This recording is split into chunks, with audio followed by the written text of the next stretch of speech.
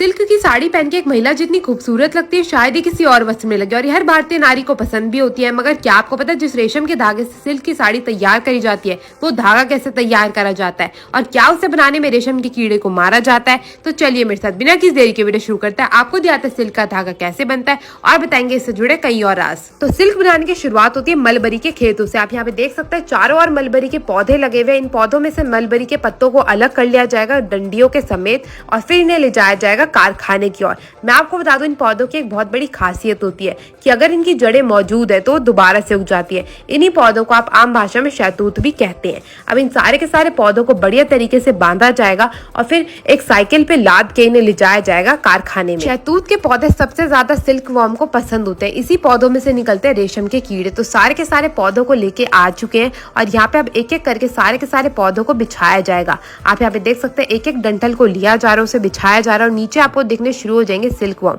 यहाँ पे अभी ये बहुत छोटे छोटे हैं। इन्हें करीब करीब 15 दिन के लिए ऐसे ही बंद कारखाने में रखा जाएगा और तब जाके वो उगेंगे, मतलब बड़े हो जाएंगे। करीब करीब अपने साइज से 10 सेंटीमीटर तक ये बड़े हो जाते हैं और मोटे भी हो जाते हैं। बीच बीच में इनकी जांच करी जाती है कि वो अच्छे से उग रहे हैं, मतलब बड़े हो भी रहे हैं या नहीं, और ये पौधे खा भी रहे हैं या नहीं।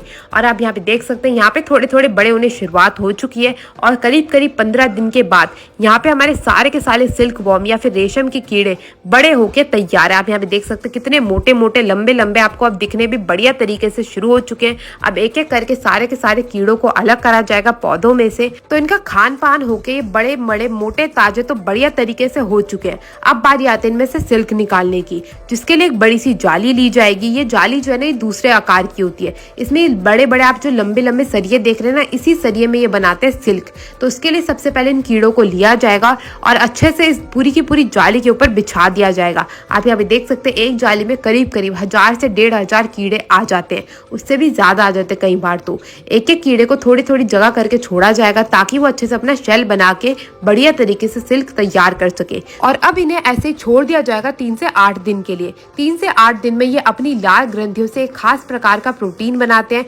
जिससे सिल्क का या फिर रेशम का धागा बनता है। आप यहाँ पे देख सकते हैं 8 दिन हो चुके हैं। अभी आपको दिखेंगे हर कीड़े के ऊपर ये पीला पीली से आपको परत दिखनी शुरू हो चुकी है। यही पीली परत है जो प्रोटीन भी है इनके लिए और हमारे लिए सिल्क।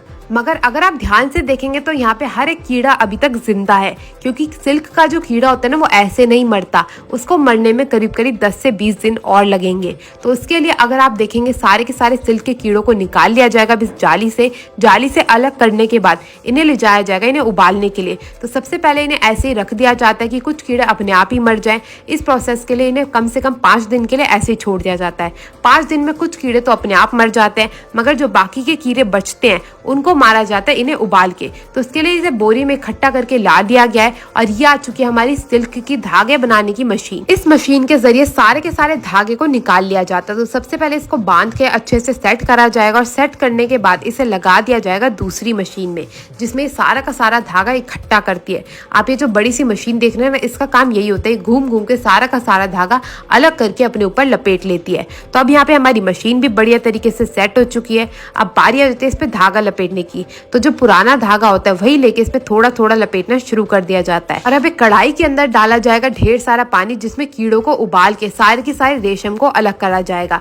तो यहाँ पे हमारी अंगीठी भी तैयार है। अब धीरे धीरे करके कीड़ों को लिया जाएगा और उनको अलग कर करके उबालने के लिए पानी के अंदर डाल दिया जाएगा। आप यहाँ पे देखेंगे कैसे कीड़े तड़प तड़प के अपनी जान दे देते हैं जो बचे होते हैं, और बाकी का जो कीड़े होते हैं वो खुद ही मर चुके होते हैं। तो उनको तो कोई फर्क ही नहीं पड़ता। अब ये जो पीली पीली परत है ये है हमारे रेशम के धागे।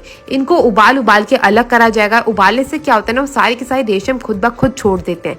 और ये जो आप धागा देख रहे हैं ना, यही है रेशम का धागा जो आगे चल के अलग अलग प्रकार की सिल्क की साड़ी बनाता है। मैं आपको बता दूं इंडिया जो है ना सिल्क प्रोडक्शन में 2nd नंबर पे आता है और 1st नंबर पे है चाइना, जिन्होंने सिल्क की खोज की थी। अब एक एक करके सिल्क के सारे कीड़ों में से सिल्क को अलग करा जाएगा। रेशम के धागों को बिल्कुल छान लिया जाता है। इसी पानी में उबाल के सारे कीड़े जो है वो इसी में अलग हो जाते हैं और जो रेशम के धागे हैं वो आगे चले जाता है, उन्हें हाथों की मदद से निकाल के आगे भेजा जाता है इस बड़ी सी रील पे, जहाँ पे ये धागे लपेट के सिल्क की रीलें तैयार करते हैं। मतलब रेशम के धागों की जो रीलें होती है ना, वो तैयार करी जाती है। फिर उनसे आगे चल के साड़ी, सूट, पैंट, कमीज कुछ भी बन जाता है। तो आप यहाँ पे देखेंगे जो ये रील बन के तैयार हो चुके हैं, इनमें से धागों को तोड़ के अलग कर लिया जाएगा। सिल्क का जो धागा होता है ना, बहुत ही ज्यादा नरम होता है। तभी आप देखते हैं ना, सिल्क के धागा अगर एक भी खिंच जाए साड़ी में से, पूरी की पूरी साड़ी खराब हो जाती है। वो इसी कारण होती है।